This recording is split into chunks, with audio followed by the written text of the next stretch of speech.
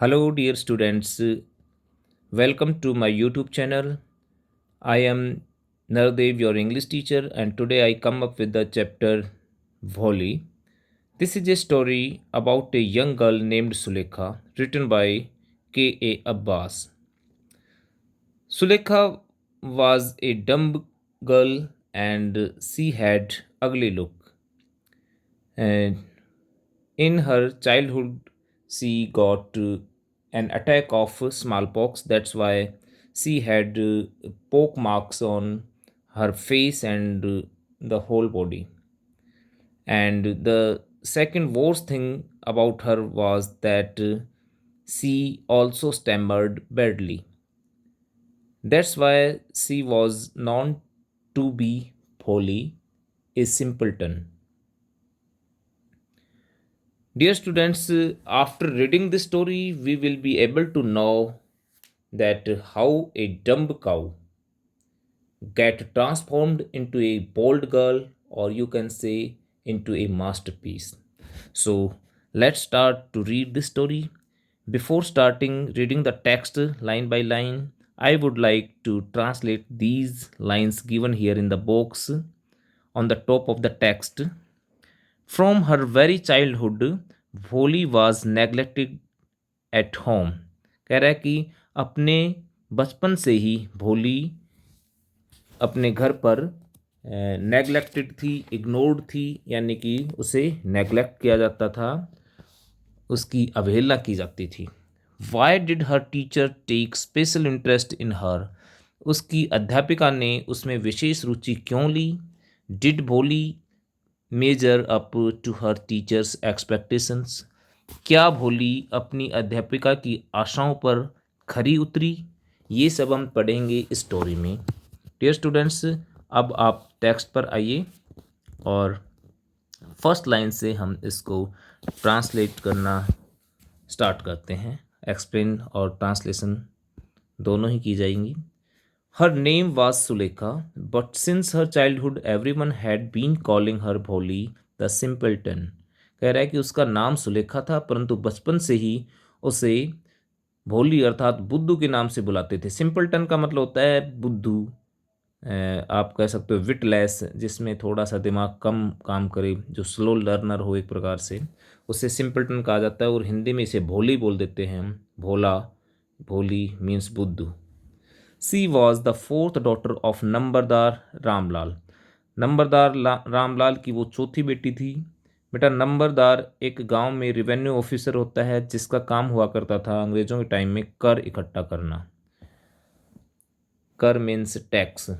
When she was 10 months old, she had fallen off the cot. Cot होता है चारपाई, खटोला. On her head and perhaps it had damaged some part of her brain. कह रहा है कि जब वो 10 महीने की थी तो चारपाई से सर के बल गिर गई थी और शायद उसके दिमाग का कुछ भाग उस समय चोटग्रस्त हो गया था और इसी वजह से उसको प्रॉब्लम हुई. That was why she remained a backward child and came to be known as भोली the simpleton. कह रहा है कि शायद इसी वजह से वो लड़की दिमागी तौर पर पिछड़ गई और उसे भोली अर्थात बुद्धू के नाम से बुलाया जाने लगा, पुकारा जाने लगा. तब से ही बुद्धू या भोली. At birth the child was very fair and pretty. कह रहा है जन्म के समय वो बच्ची काफ़ी साफ कलर की थी, सुंदर थी.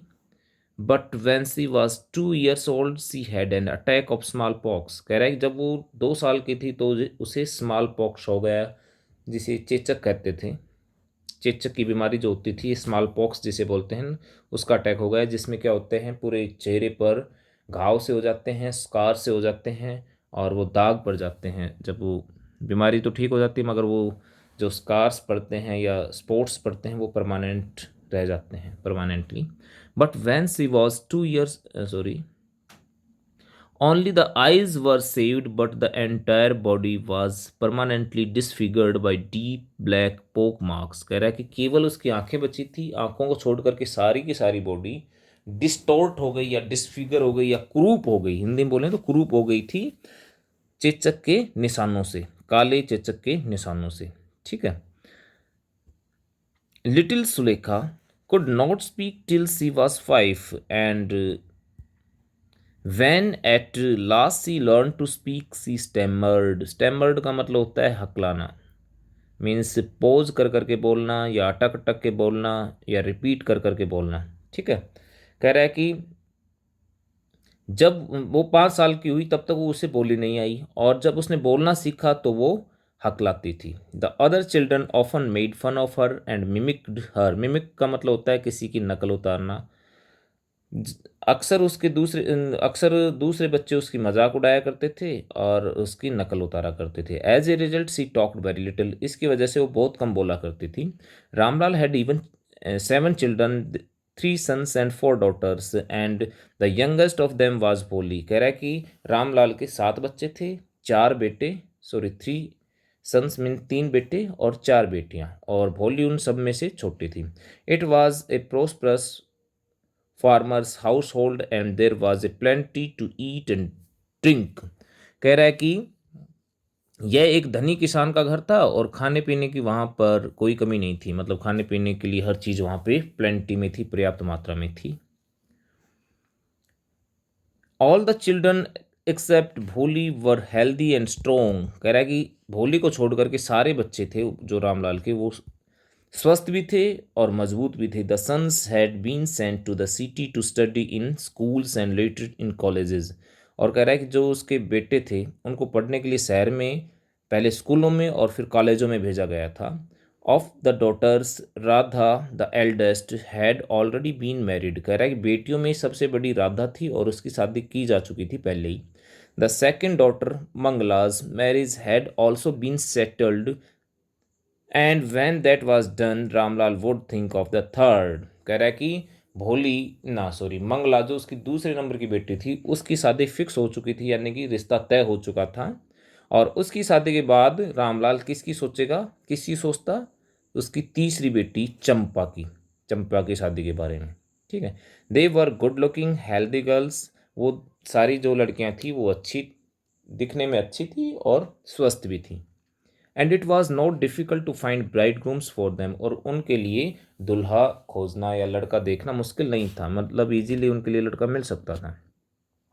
But Ramlal was worried about भोली। मगर रामलाल तो भोली के बारे में ही चिंतित था, क्योंकि she had neither good looks nor intelligence. क्योंकि वो ना तो सुंदर थी और ना ही बुद्धिमान थी। अब अगले पेज पे आइए बेटा।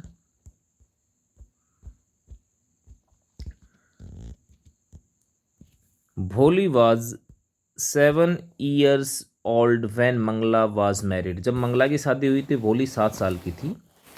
The same year A primary school for girls was opened in their village. कह रहा है कि उसी साल गांव में लड़कियों के लिए एक प्राथमिक विद्यालय खुला।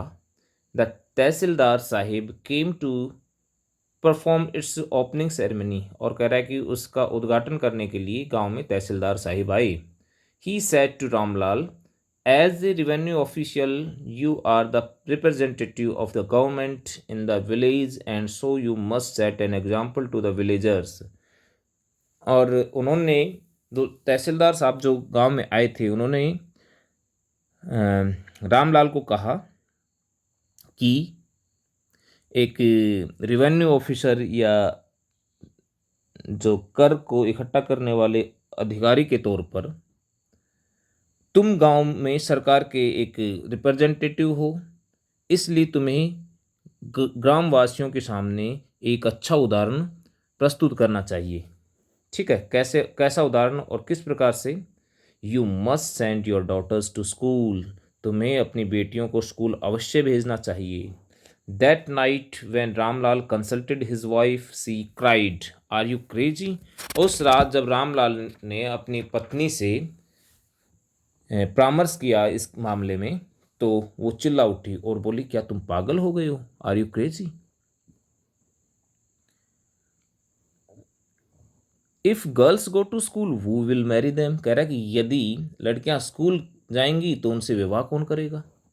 But Ramlal had not the courage to disobey the तहसीलदार।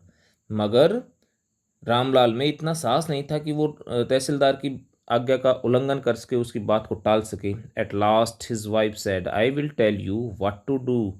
और आखिरकार उसकी पत्नी ने उसे कहा कि मैं तुम्हें बताती हूँ तुम्हें क्या करना है, तुम्हें क्या करना चाहिए वो मैं बताऊंगी तुम्हें। सेंड भोली टू स्कूल, स्कूल को भोली को स्कूल भेज दो। As it is there as it is there is little chance of our getting married. कह रहा है कि जैसा कि इसकी शादी होने के वैसे ही बहुत कम चांस है।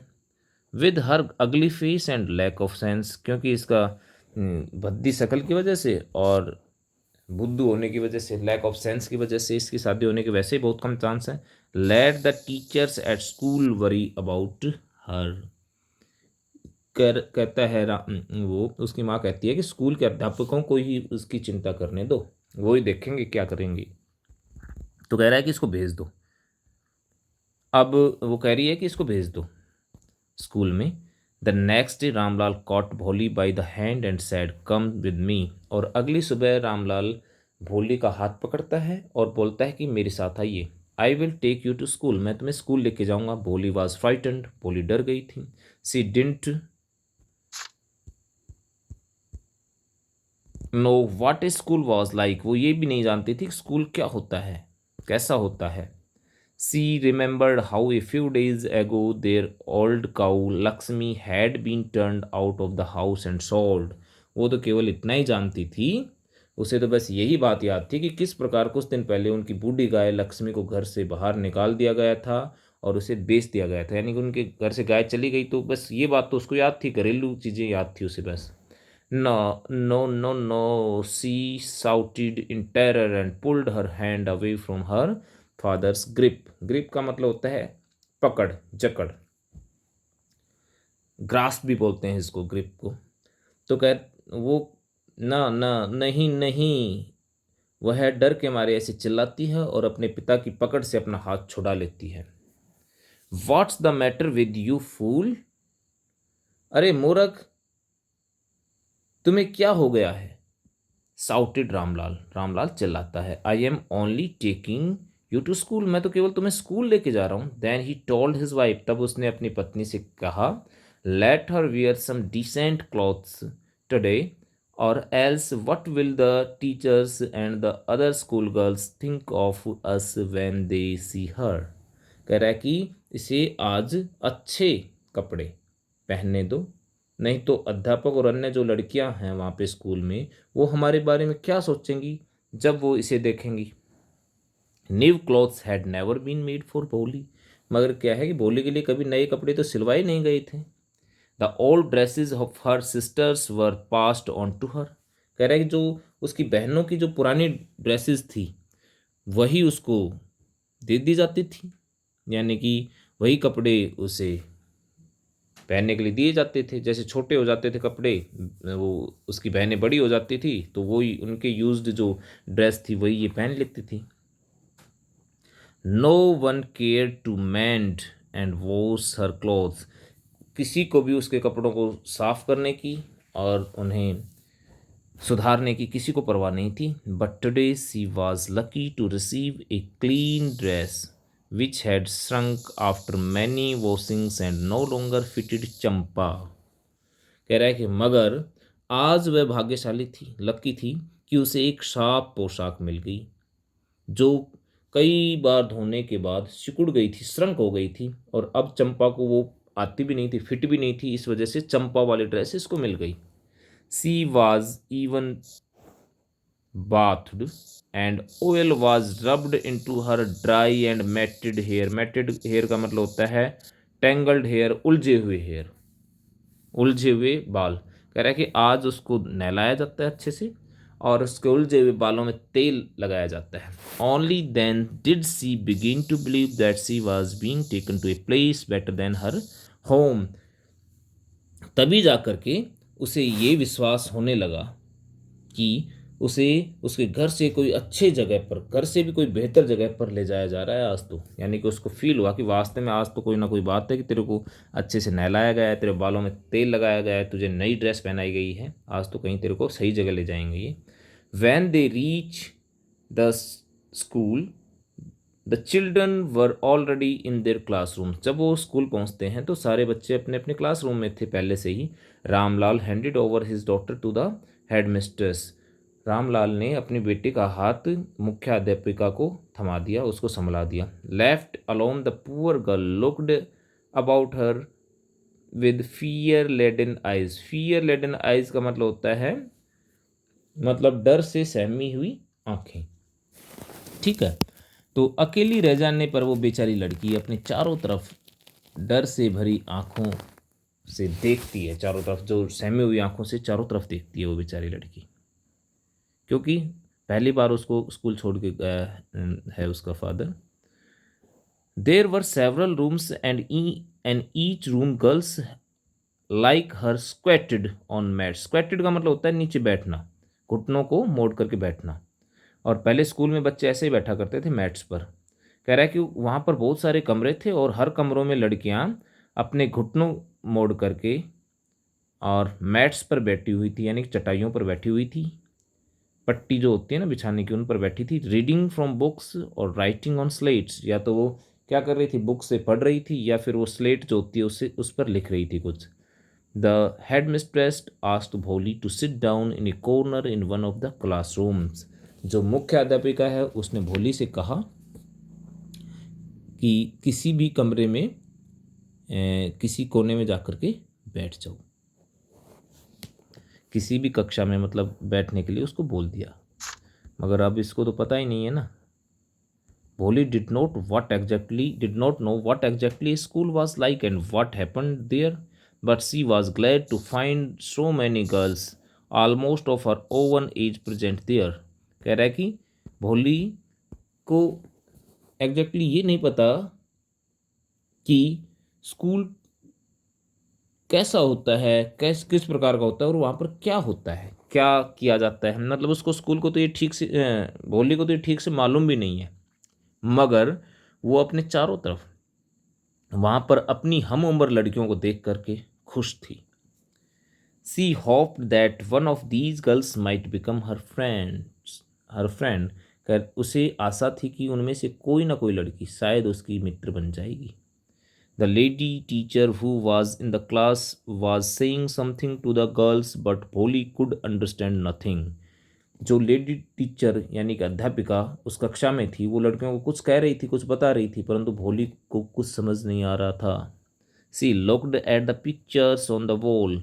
वो उसने जो दीवार पर बनी हुई तस्वीरें थी, पिक्चर्स थी, पेंटिंग थी, उनको देखा। The colours fascinated her. Fascinated का मतलब होता है अट्रैक्टेड। जो उन उन तस्वीरों के जो रंग थे, कलर थे, उसने भोली को आकर्षित किया उन कलर्स ने। The horse was brown just like the horse on which the tehsildar had come to visit their village.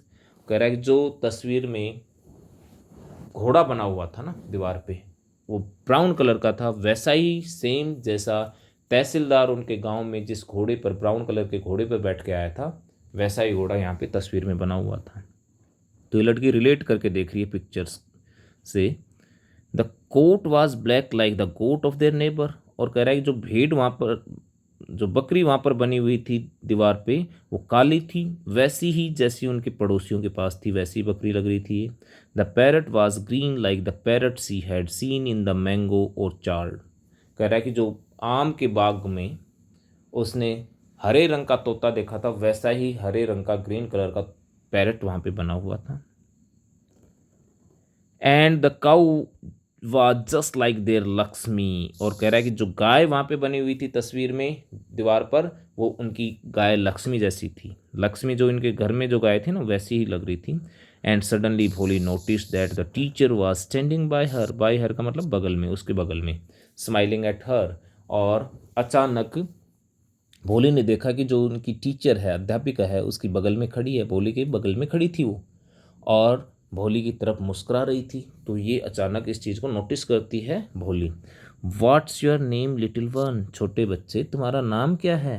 भो भो भो ऐसे कह के वो रह जाती है, मतलब स्टैमरिंग करती है, हकलाती है, बोल नहीं पाती है। She could stammer no further than that. कह रहा है कि इससे ज़्यादा वो हकला नहीं पाती। Then she began to try to cry and tears flowed from her eyes in the helpless flood. कह रहा है कि फिर वो रोने लग गई और उसकी आंखों से अनायास ही आंसुओं की एक बाढ़ बहने लगी, फ्लड बहने लगी. She kept her head down as she sat in her corner, not daring to look up. The girls who she knew were still laughing at her. कह रहा है कि वो अभी भी नीचे की तरफ सर को झुकाकर बैठी हुई थी और अपने कॉर्नर में, जहाँ पर उसको बिठाया गया था ना सुबह, वहीं अपने कॉर्नर में चुपचाप नीचे गर्दन करके बैठी हुई थी. उसका अन्य लड़कियों की तरफ देखने का हौसला ही नहीं हुआ, हिम्मत ही नहीं थी, जो वह जानती भी थी कि उस पर अभी भी हंस रही थी वो लड़कियां. उसे ये पता भी था भोली को कि वो लड़कियां अभी भी उस पर हंस रही हैं, परंतु इसकी हिम्मत नहीं हो रही कि ऊपर चेहरा करके उनको देख सके. अब देखो आगे क्या है. When the school bell rang, all the girls scurried. Scurried का मतलब होता है to move quickly with small steps. भागना, दौड़ना छोटे छोटे कदमों के साथ. Out of the classroom. कह रहा है जैसे ही बेल बजी, सारी बच्चियाँ, सारी जो लड़कियाँ थी, वो क्लासरूम से दौड़ी बाहर की तरफ. But Bholi dare not to leave her corner. मगर भोली की हिम्मत नहीं थी अपना वो कोना छोड़ने की. Her head still lowered. उसका सर अभी भी झुका हुआ था. She kept on sobbing. वो सुबक रही थी. अब देखो एक आवाज़ सुनाई देती है, उसको कोई पुकारता है, भोली. The teachers voice was so soft and soothing. कह रहा है कि जो अध्यापिका थी उसकी आवाज़ बहुत ही कोमल और सूदिंग मतलब शांतपूर्ण थी, विनम्र थी. ठीक है ना. और विनम्र आवाज़ में उसको पुकारती. In all her life she had never been called like that. कह रहा है कि पूरे जीवन में उसे कभी भी इस तरह से बुलाया नहीं गया था भोली को. It touched her heart. और इसने उसके हृदय को छू लिया. ये जो आवाज़ थी ना, इसने तो उसके हृदय को टच कर लिया. Get up said the teacher. उठो, अध्यापिका ने कहा. It was not a command. और यह आवाज़ जो थी कोई आदेश की तरह नहीं थी, but just a friendly suggestion. केवल एक फ्रेंडली सुझाव था, मैत्रीपूर्ण मित्रतापूर्वक एक सुझाव मात्र था. भोली गॉट अप. भोली उठ जाती है. Now tell me your name. तुम अब मुझे अपना नाम बताओ. स्वेट, ये अध्यापिका बोलती है उसको. और क्या होता है आगे, sweat broke out over her whole body. Bholi के पूरे शरीर में से पसीना बहने लगा. पसीना आ गया डर के मारे. Would her stammering tongue. वो क्या सोच रही है, पसीना क्यों आया है. Would her stammering tongue again disgrace her. वो बेचारी डर रही है और सोच रही है क्या उसकी जो हकलाने वाली, जो हकलाती हुई जुबान है, उसे फिर से कहीं डिस्ग्रेस तो नहीं कर देगी, अपमानित तो नहीं कर देगी, उसकी बेइज्जती तो नहीं करवा देगी. For the sake of this kind woman however she decided to make an effort. किंतु फिर भी इस दयालु औरत की खातिर उसने दोबारा से प्रयत्न करने का निश्चय किया कि मैं एक बार दोबारा ट्राई करके देखती हूँ, नाम बताने की कोशिश करती हूँ. She had such a soothing voice she would not laugh at her. उसकी आवाज़ इतनी सूदिंग थी, शांत पूर्वक थी कि वह उसका मजाक नहीं उड़ाएगी. मतलब ये चीज़ उसको कंफर्म थी भोली को कि ये उसकी मजाक तो नहीं उड़ाएगी एटलीस्ट, इसलिए वो बोलने की कोशिश करती है. और इस बार बोल देती है. कैसे, इतना ही बोलती है, वो सी बिगिन टू स्टेमर. इतना कह करके वो दोबारा से हकलाने लगती है. वेल डन, शाबाश शाबाश. The teacher encouraged her. Teacher ने उसको मोटिवेट किया, उसकी हिम्मत बढ़ाई, उसको साहस दिया. कम ऑन, कोशिश करो. Now the full name. अब पूरा नाम बताओ बेटा. और ये दोबारा कोशिश करती है और कहती है भोली. At last she was able to say it and felt relieved as if it was a great achievement. कह रहा है कि आखिरकार वो पूरा नाम बताने में सफल हो जाती है और अपने आप रिलीव्ड महसूस करती है, सुकून महसूस करती है, मानो कि जैसे उसने बहुत बड़ा अचीवमेंट प्राप्त कर लिया हो. वेल डन, शाबाश. The teacher पैटेड. पैटेड का मतलब होता है थपथपाना, किसी को शाबाशी देते हुए पीठ थपथपाना। Patted her affectionately and said, teacher ने उसको प्रेम पूर्वक थपथपाया और कहा, put the fear out of your heart and you will be able to speak like everyone else. कह रहा है कि अपने दिल से डर को निकाल फेंको और फिर तुम हर किसी की तरह, जो दूसरे बोलते हैं उनकी तरह, दूसरों की तरह बोलने लगोगी, बोल पाओगी मतलब। Bholi looked up as if to ask really, Bholi नजरें ऊपर उठाती यानी कि ऊपर ऐसे देखती है मानो कि वो कुछ कहना चाहती हो। क्या कहना चाहती हो? रियली, क्या वास्तव में ऐसा बोल रही हो जैसे कि।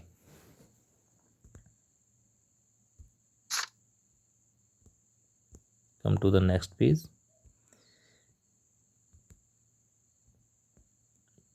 And yes yes it will be very easy, हाँ हाँ ये बिल्कुल आसान होगा, ऐसा तुम कर सकती हो, यानी कि ये बिल्कुल पॉसिबल है, ठीक है ना, ये बिल्कुल आसान ही होगा, तुम बोल पाओगी। You just come to school every day, तुम तो केवल प्रतिदिन स्कूल आया करो, यानी कि तुम्हें रोज स्कूल आना पड़ेगा। विल यू कम, क्या तुम आओगी? भोली नोडेड, भोली ने मतलब अपना सिर हिलाया, हाँ के भाव में हाँ भरते हैं ना, जैसे सिर हिला करके।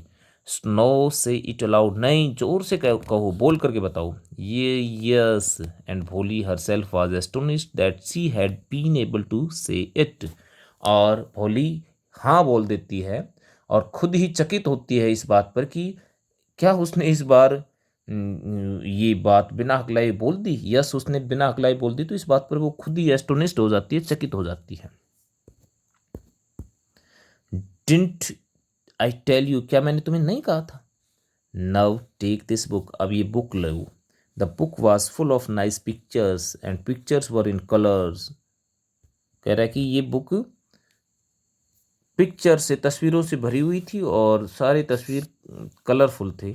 किस किस की तस्वीर थी उसमें? Dog, cat, coat, horse, parrot, tiger and cow just like Lakshmi. उसमें कुत्ता, बिल्ली, बकरी, घोड़ा, पैरट, टाइगर और गाय, जैसी उनकी लक्ष्मी थी वैसी गाय, ये सब, इन सब की कलरफुल तस्वीरें थी। And with every picture was a word in a big black letters, कह रहा है कि हर तस्वीर के साथ एक शब्द लिखा हुआ था बड़े काले अक्षरों में। In 1 month you will be able to read this book, कह रहा है कि 1 महीने में तुम ये पुस्तक पढ़ने के योग्य हो जाओगी। Then I will give you a bigger book, और कहती है तब मैं तुम्हें इससे भी बड़ी पुस्तक दूंगी। देन स्टिल बिगर वन, और फिर उससे भी बड़ी, और इस प्रकार से, यानी कि तुम सीखते जाओगी, मैं तुम्हें बुक देती जाऊंगी। In time you will be more learn than anyone else in the village, और कह रहा है कि देखना एक दिन, यानी कि समय के साथ एक दिन तुम गांव में दूसरों से अधिक पढ़ी लिखी हो जाओगी, दूसरों से। Then no one will ever be able to laugh at you, फिर तुम पर कोई नहीं हंस सकेगा। People will listen to you with respect, और लोग फिर तुमको रेस्पेक्ट के साथ, सम्मान के साथ सुनेंगे जो तुम कहोगे उसको। And you will be able to speak without the slightest stammer, और कह रहा है कि तुम भी बोल पाओगी बिना जरा भी, बिना जरा भी, जरा से भी हकलाए बिना, बिना तनिक भी हकलाए हुए, means without the slightest stammer, तुम बिना हकलाए, जरा भी हकलाओगी नहीं, तुम बोलने योग्य हो जाओगी। अंडरस्टैंड, समझी? Now go home and come back early tomorrow morning, कहती है टीचर उसको कि आप घर जाओ और कल सुबह जल्दी आना। Bholi felt as if suddenly all the bells in the village temple were ringing and the trees in front of the schoolhouse had blossomed. Blossomed मतलब होता है खिल उठना, into big red flowers. भोली ने महसूस किया, ऐसा अनुभव किया जैसे गांव के मंदिर की सारी घंटियां उसके कानों में गूंज रही हों, और जितने भी स्कूल और गांव में जितने भी बड़े बड़े पेड़ थे उन पर लाल रंग के बड़े बड़े फूल खिल गए हों, खिल उठे हों, ऐसा उसको लगा, ऐसी फीलिंग आई, यानी कि वो पॉजिटिविटी आ जाती है उसमें, होपफुल हो जाती है। अब तक तो वो बेचारी होपलेस थी, सहमी हुई थी, डम्ब काऊ की तरह थी, मगर अब उसमें पॉजिटिविटी आ गई। कॉन्फिडेंस आ गया है। Her heart was throbbing with the new hope and a new life. अब उसका हृदय नई उम्मीद और नई उम्मीद के साथ धड़क रहा था। Come to the next page. So what does it matter, sorry थोड़ा सा रह गया बेटा कहीं उसी पेज पे नीचे। हाँ ये इस प्रकार से क्या होता है, दस द ईयर्स पास्ट, इस प्रकार से सालों बीत जाते हैं। अब देखो ब्रेक के बाद है, ये कुछ समय के बाद की घटना है। अब कई साल बीत जाने के बाद the village became a small town, अब है गांव एक कस्बे में बदल गया था, छोटे कस्बे में। The little primary school became a high school, और कह रहा है जो छोटी प्राथमिक स्कूल थी वो एक हाई स्कूल बन गई थी। अब there were now a cinema under a tin shed, और कह रहा है कि गांव में अब टिन वाले छप्पर के नीचे एक छोटा सा सिनेमा भी बन गया था। एंड कॉटन गिनिंग मिल, और कपास से बिनोला निकालने वाली, कपास से रुई को अलग करने वाली, साफ करने वाली एक मील भी गांव में खुल गई थी, छोटी मील जो होती है ना। The mail train begin to stop at the railway station, और कह रहा है जो पार्सल वाली जो ट्रेन होती है, जो सामान ले जाने वाली ट्रेन होती है, वो भी रेलवे स्टेशन पर वहाँ रुकने लग गई थी। अब one night after dinner Ramlal said to his wife, then shall I accept बिशंबर्स प्रपोजल। अब देखो एक रात डिनर के बाद रामलाल ने अपनी पत्नी से कहा, अपनी पत्नी से वो बात कर रहा है किसके बारे में, भोली के रिश्ते के बारे में। और क्या कह रहा है अपनी वाइफ को, तो क्या मैं विशंबर का जो विवाह का प्रस्ताव है, रिश्ता है, वो स्वीकार कर लूं भोली के लिए।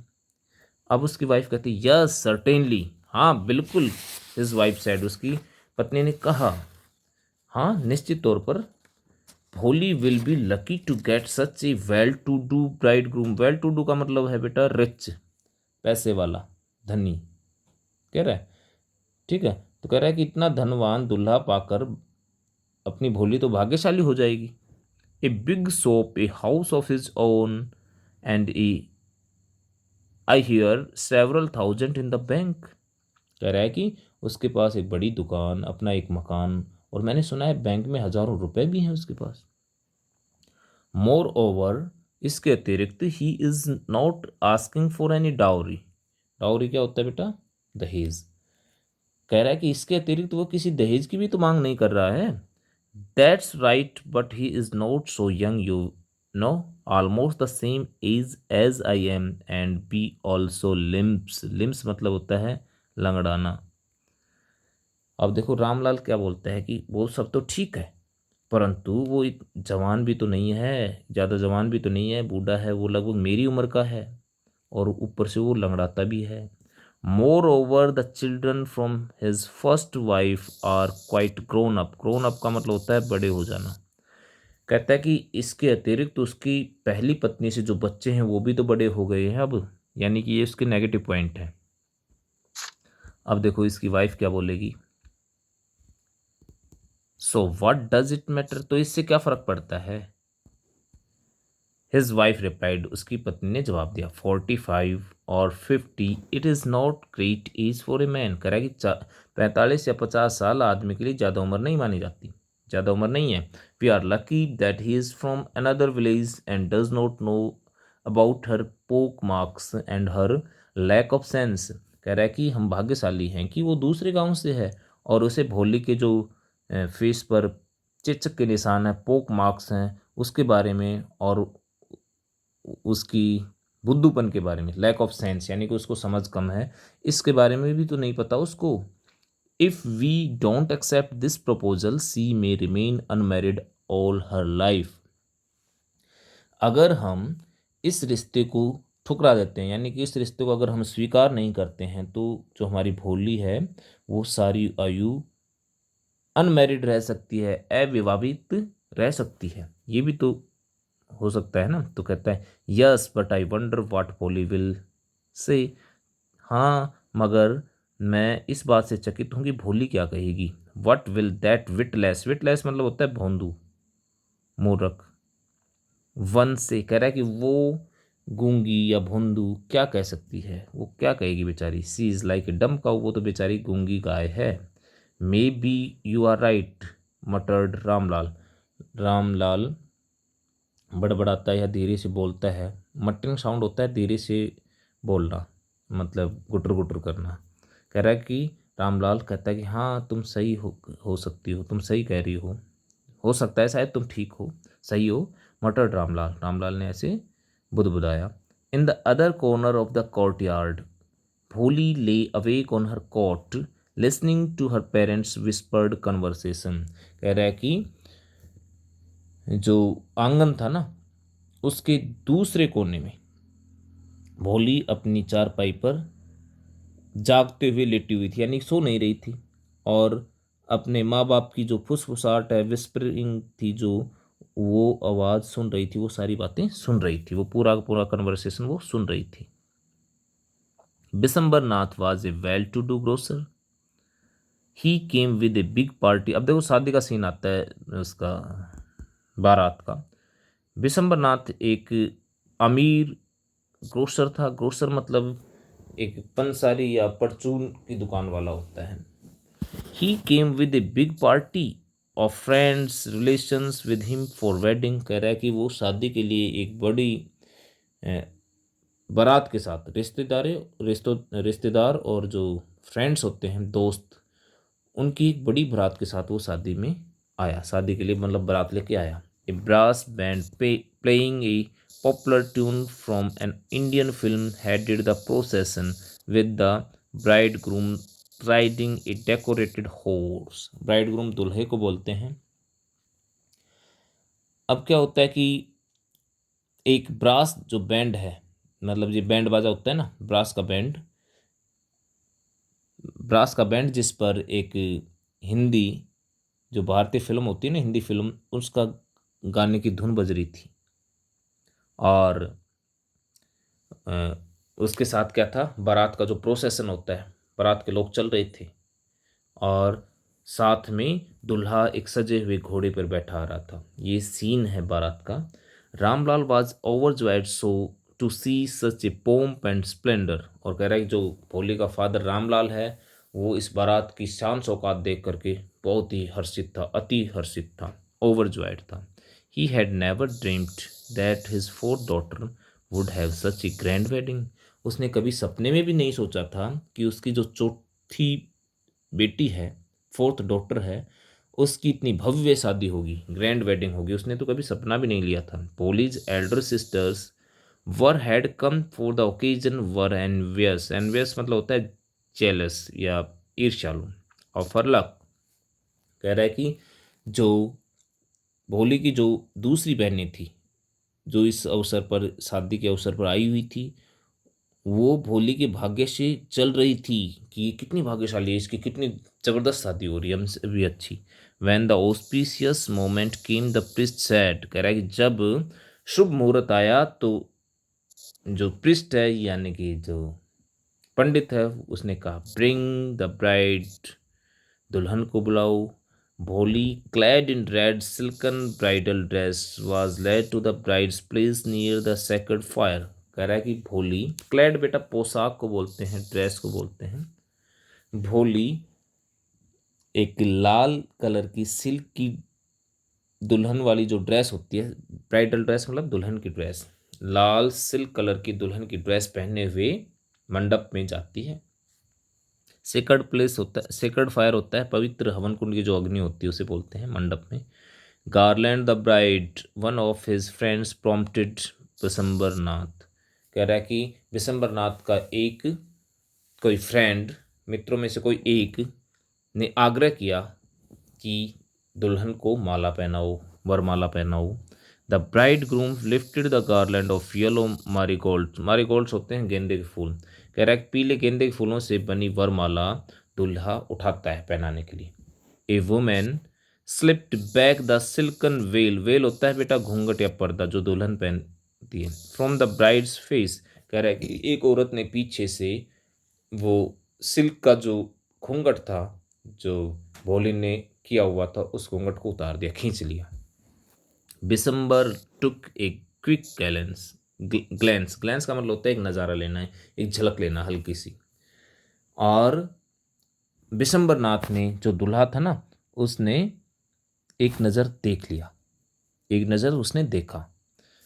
The garland remained poised. Poised का मतलब होता है एक स्टिल कंडीशन में रहना, होल्ड, एक थम जाना, ठीक है ना। Remained poised in his hands, कह रहा है कि माला उसके हाथ में रुक गई वहीं की वहीं। The bride slowly pull down the veil over her face, और कह रहा है कि दुल्हन ने धीरे से घूंघट अपने चेहरे पर कर लिया, उसको कवर कर लिया।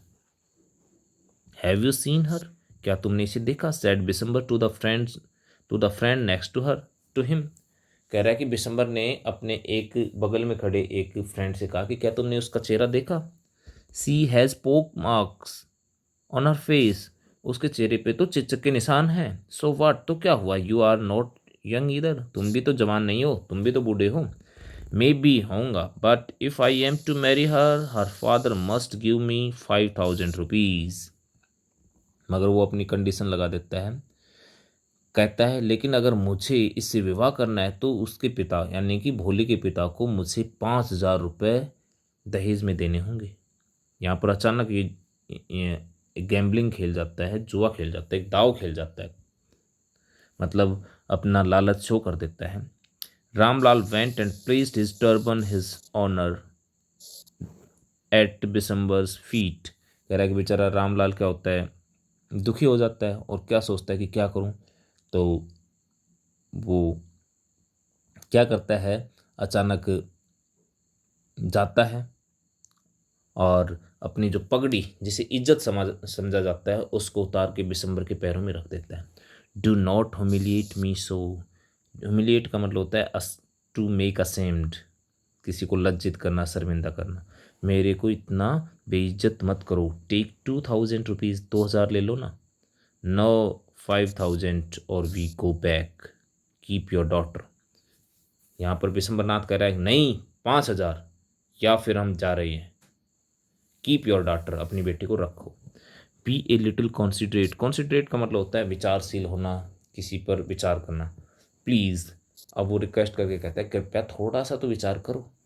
इफ़ यू गो बैक, यदि तुम चले गई, I can never show my face in the village. कह रहा है कि मैं कभी भी अपना चेहरा नहीं दिखाऊंगा, फिर गांव वालों को दिखाई नहीं पाऊंगा मतलब। देन आउट विद 5000, अब दिसंबर कह रहा है तो लाओ 5000।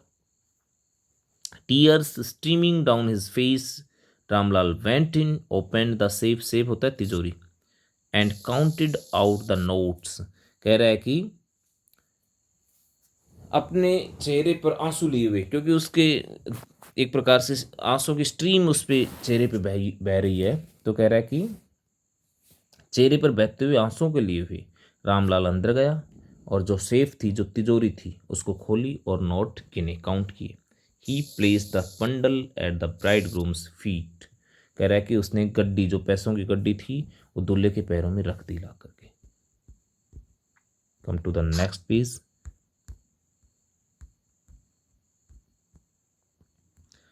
On Bisambar's greedy face appeared a triumphant smile. और कह रहा है कि इन पैसों की गड्डी को देख करके, पैसे देखते ही बिसम्बर, लालची बिसम्बर के चेहरे पर एक विजयी मुस्कान आ गई, क्योंकि वो लालची था और लालची आदमी को पैसे दिखते ही और क्या चाहिए उसको। ही हैड गैम्बल्ड एंड वोन। कह रहा है कि वो उसने जुआ खेला था, यानी कि दाव खेला था, और वो उस दाव में जीत गया था। गिव मी द गारलैंड, अब पैसे आते हुए बोलता है कि लाओ माला लाओ। ही अनाउंस, तो उसने कहा कि माला लाओ, मुझे माला दो अब। Once again the veil was slipped back from the bride's face, but this time her eyes were not downcast. Downcast का मतलब होता है झुके हुए होना।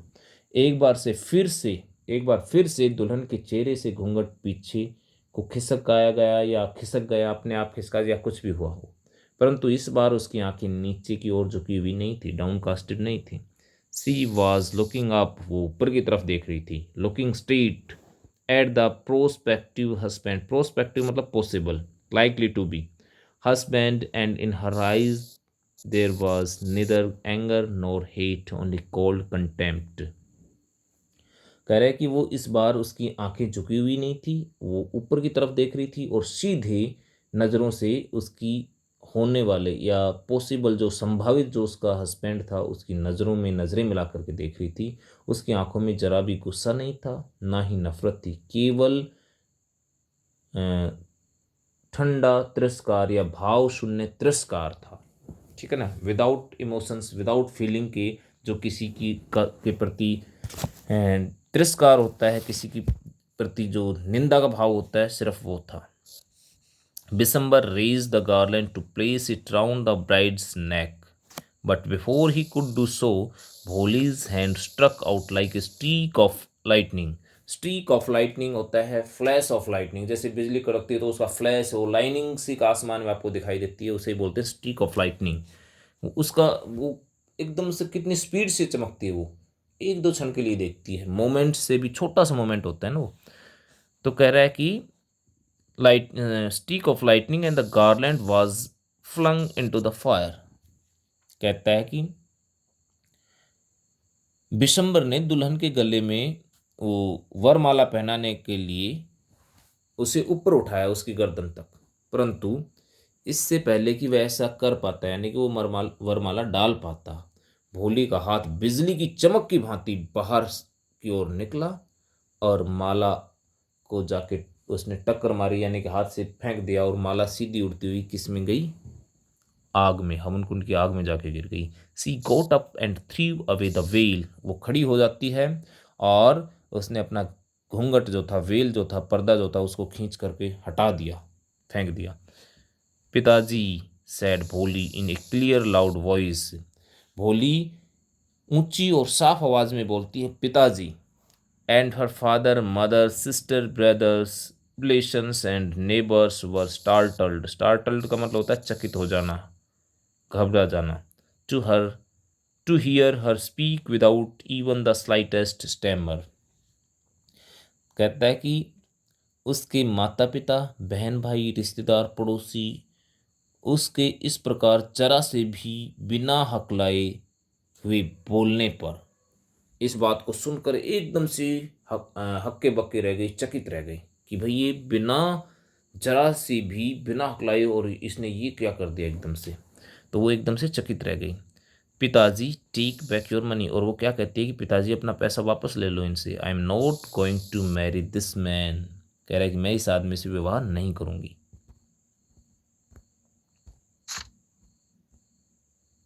Ramlal was thunderstruck. Thunderstruck का मतलब होता है एक्सट्रीमली शॉक्ड, अत्यंत किसी चीज़ पर बहुत ही अधिक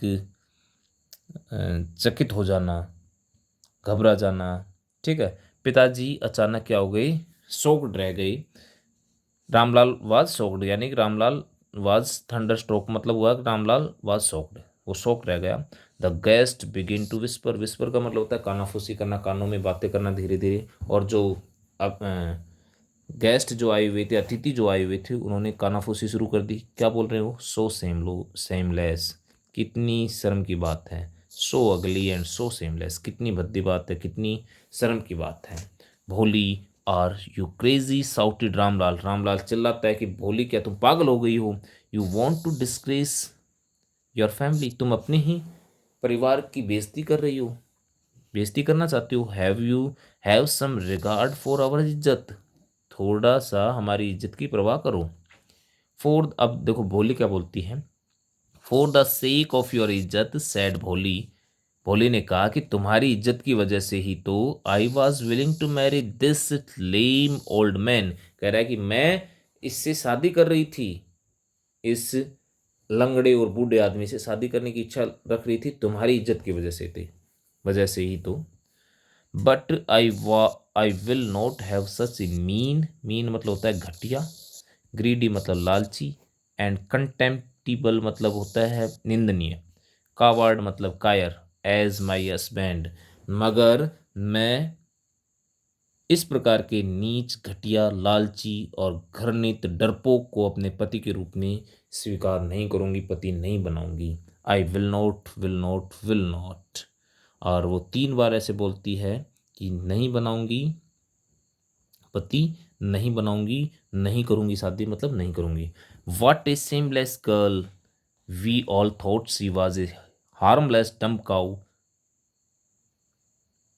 अब कोई बूढ़ी औरत, कोई आंटी पीछे से बोल पड़ती है, कहती है कितनी बेशरम लड़की है, हम सब समझते थे ये तो एक बेचारी गूंगी गाय है, इसे ऐसा समझते थे हम तो। अब भोली turned violently on the old woman. Yes, auntie, you are right. अब भोली एकदम से उग्र होकर के, क्रोधित होकर के पीछे उस बूढ़ी औरत की तरफ मुड़ती है और बोलती है, हाँ आंटी, आप ठीक कहती हैं। You all thought I was a dumb driven cow. आप सब सोचते थे कि मैं एक गूंगी गाय हूं। मतलब आपने तो ये समझ लिया था कि मैं गूंगी कही जाने वाली एक गाय हूं एक प्रकार से। That's why you wanted to hand me over to this heartless creature. इसी वजह से ही तो आप लोग मुझे इस क्रूर, यानी कि हार्टलेस होता है निर्दयी, निर्दयी व्यक्ति के हवाले करना चाहते थे, इसी वजह से तो आप लोग। But now the dumb cow, the stammering fool is speaking. मगर अब ये गूंगी गाय और हकलाने वाली बेवकूफ़ लड़की बोलने लगी है। Do you want to hear more? क्या आप कुछ और सुनना चाहती हैं? Bishambar Nath the grocer started to go back with his party. और कह रहा है कि जो बिशंबर नाथ जो पंसारी था, ग्रोसर था, जो दुल्हा था, वो अपनी बारात लेके वापस चल पड़ता है। The confused bandsman thought this was the end of the ceremony and struck up a closing song।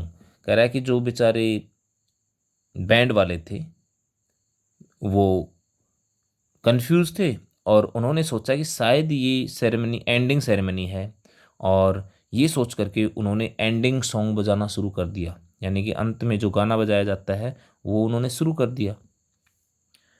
Ramlal stood rooted to the ground, his head bowed low with the weight of grief and shame। कह रहा है कि रामलाल ऐसे खड़ा हो गया जैसे उसके पाँव जमीन में उनकी जड़ चल पड़ी हो, यानी कि वो जैसे पेड़ की तरह उसके पाँव जमीन में फैल जम गए हों। ऐसे वो बेचारा रूटेड, जैसे उसे जड़, उसके जड़ चल गई हों, मतलब जड़ उग गई हों उसमें, ऐसे बेचारा स्थिर खड़ा हो गया एकदम, हिला नहीं, बिना हिले।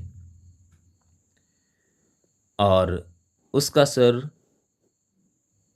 दुख और शर्म की बोझ से बेचारा झुका हुआ था। The flames of the secret fire slowly died down. और अब जो उस मंडप की, हवन कुंड की जो लपटें थी वो भी धीरे धीरे बुझने लगी थी। Every one was gone. सब कोई जा चुका था, हर कोई जा चुका था। रामलाल टर्न टू भोली एंड सैड। रामलाल भोली की तरफ घूमता है और कहता है, बट वट अबाउट यू? परंतु तुम्हारे बारे में अब क्या? No one will ever marry you now. अब तुमसे कोई शादी नहीं करेगा। What shall we do with you? अब हम तुम्हारा क्या करेंगे? And Sulekha said in the voice that was calm and steady, don't you worry पिताजी। और सुलेखा शांत और स्थिर आवाज में कहती है, पिताजी आप चिंता मत कीजिए। In your old age I will serve you and mother. कह रहा है कि तुम्हारे बुढ़ापे में मैं आपकी, आपके बुढ़ापे में मैं आपकी और माता जी की जो मदर है उसकी सेवा करूंगी। And I will teach in the same school where I learn so much. और कह रही है कि साथ में मैं उसी स्कूल में पढ़ाया करूंगी जहां पर मैंने इतना कुछ सीखा है, पढ़ा है। Isn't that right ma'am? और वो कहती है कि क्या मैडम ये सही नहीं होगा? किसको बोल रही है? क्योंकि जो इसकी जो टीचर थी जिसने इसको पढ़ाया था वो भी इसकी शादी में आई हुई है और वहीं औरतों में बैठी हुई है, तो अपने टीचर को ही बोल रही है कि इजंट दैट राइट मैम? क्या ये ठीक नहीं होगा मैडम? अब वो टीचर है, वो क्या जवाब देती है? The teacher had all along stood in corner watching the drama. Yes भोली ऑफ कोर्स, शी रिप्लाइड। कह रहा है कि अध्यापिका इस पूरे समय में एक कोने में खड़ी रही थी और इस नाटक को देख रही थी, पूरे ड्रामा को देख रही थी। और क्या बोलती है वो, क्या जवाब देती है? हाँ भोली, बिल्कुल सही कह रही हो, बिल्कुल, उसने ये जवाब दिया। And in her smiling eyes was the light of a deep satisfaction that an artist feels when contemplating the completion of her masterpiece। कह रहा है कि और उसकी मुस्कुराती हुई आंखों में एक गहरा संतोष था, मतलब एक संतोष की चमक थी उसकी आंखों में। उसे राहत महसूस हो रही थी। जैसे कि एक जो आर्टिस्ट होता है उसे तब महसूस होती है जब वो अपना अपना मास्टरपीस यानी कि अपनी जो कलाकृति बना लेता है और उसको जब वो निहारता है और निहारते समय जो उसको संतोष महसूस होता है वही संतोष उस अध्यापिका को महसूस हो रहा है अपनी आंखों में, भोली को देख करके। ठीक है, तो बेटा यही चैप्टर था और ये फिनिश हो गया।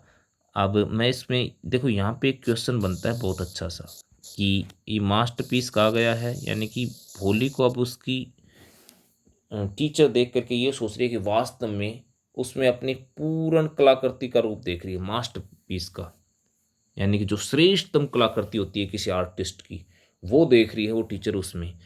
क्यों? क्योंकि एक डम काऊ कही जाने वाली लड़की एक बोल्ड गर्ल के रूप में इमर्ज होके आई है सबके सामने, कि जो गूंगी जो बोलती तक नहीं थी उसने आज एक लालची दूल्हे का, लालची इंसान का के खिलाफ अपनी आवाज उठाई और शादी करने से इनकार कर दिया। तो एक डम्ब काऊ यानी कि गूंगी गाय get transformed into a masterpiece और you can say a bold girl. Bold girl भी कह सकते हो या फिर एक मास्टरपीस भी कह सकते हो, कि एक मास्टरपीस में या एक बोल्ड गर्ल में ट्रांसफॉर्म हो जाती है एक डम्ब काऊ से। ठीक है ना बोली।